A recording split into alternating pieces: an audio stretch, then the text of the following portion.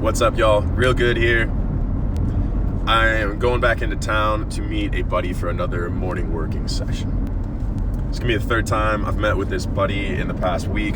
I've talked to you about it a little bit already. I'm encouraging you to go reach out to your friends, family, the brothers in rising, in your uprising, in whatever similar set of multi-dimensional potency you feel within yourself.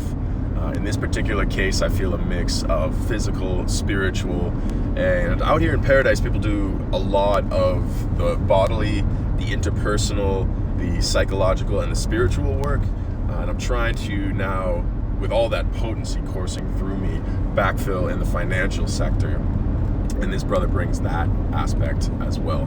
Not necessarily a lot of success, but he's solid on all the rest and solidly interested in productivity. I should say productivity. So it doesn't have to be a perfect match here. And if nothing else, go find the folks that really want to get down to work and invite them to co-work. That's what I'm doing now. We're heading down the mountain. We had a rough idea of just carving out an hour block to get together and work. That's the first version. We got together and immediately the creativity starts flowing. We're like, all right, Pomodoros with 25-minute work sessions with 5-minute breaks.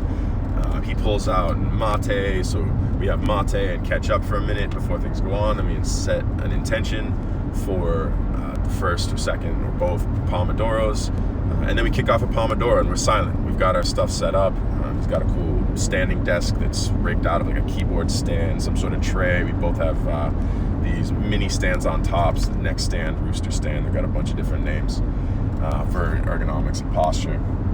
And we get to work. And I'm trying to focus on the most important things that are really easy for me to let slip.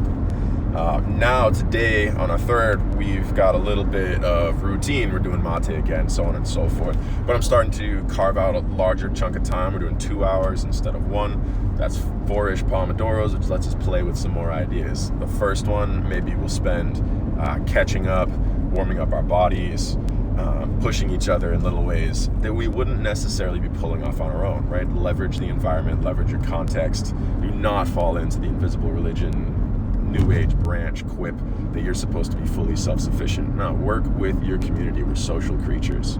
Undoubtedly, your network is one of your biggest strengths. You need to be your biggest strength, and obviously we could break that down and be a little bit more clear. But your social network thereafter. Don't mistake any of your little skills or something as your biggest strength. Regarding your little skills and stuff, it is really good in my opinion not to be good at simply one, but maybe 2 or even more things. But focusing on 2 gives you a special sort of unique offering in the market, a niche, so to speak. There's so many of us out here in the world now doing incredible things. It's nearly impossible to be the best at one thing. But if you're very good at 2 things and you can bring them together, now you've got a niche. Now you've got something to offer. For example, one of the things I'm reflecting on is my decade career as a multidisciplinary engineer with electrical engineering, communications engineering, and software engineering now for the past 5 years. Moving into this healthy intimacy space, I've loved personal development for the last, basically my whole life, but 10 years, and now I've moved somatic, and so my emotional awareness and interpersonal awareness in person is particularly strong, which is a bit rare, we might say, at least given the stereotype of an engineer and my personal experience with engineers. So bringing those 2 things together, there might be an opportunity there, and you can start spinning that into potential offerings. For example, if your goal is to figure out some financial solutions. In my case, the deepest solution is really what's real, what's good, do the work. How do I bring offerings into the world, especially those close around me?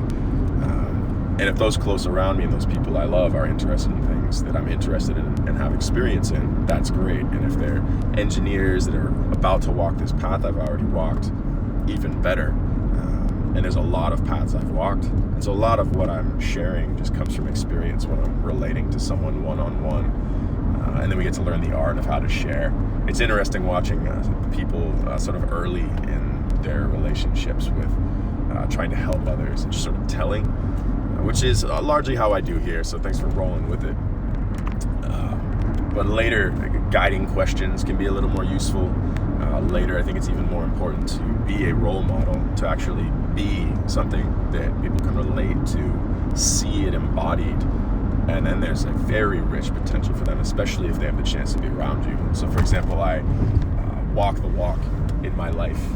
I live here in paradise and do the work, and I'm surrounded by richness, and I'm offering that as an embodiment of something that I find not simply good, but incredible. In my opinion, this to me is the absolute top of a multidimensional mountain. I love this. I want you to see this. I want you to know that this exists.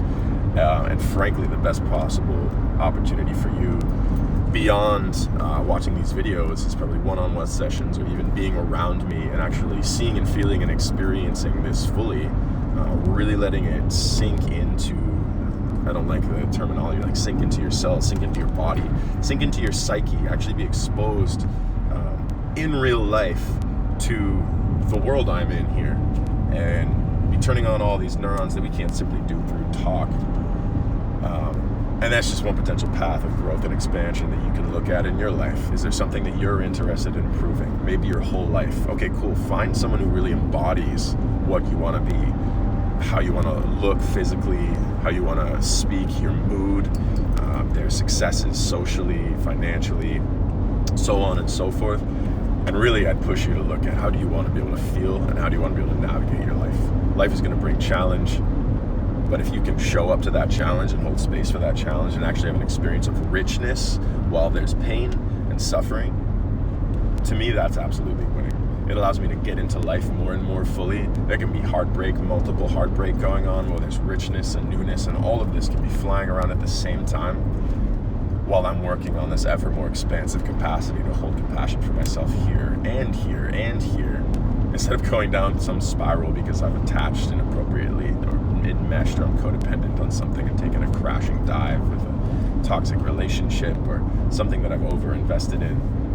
So I'm offering this again to you. These are suggestions for ways that you can continue to adjust your orientation to life, and we can rise together. I think that's enough for now. Feel free to rewatch the video. If you're getting value out of this, hit that like button. If you want to respond or ask questions, go ahead and hit the comments. Make sure you're subscribed. If you want to send me some love, which you do, head over to patreon.com/realgoodlife. And I hope to see and meet you soon. I hope you are uprising. This is real good. It's going to keep getting better, and I'll see you real soon.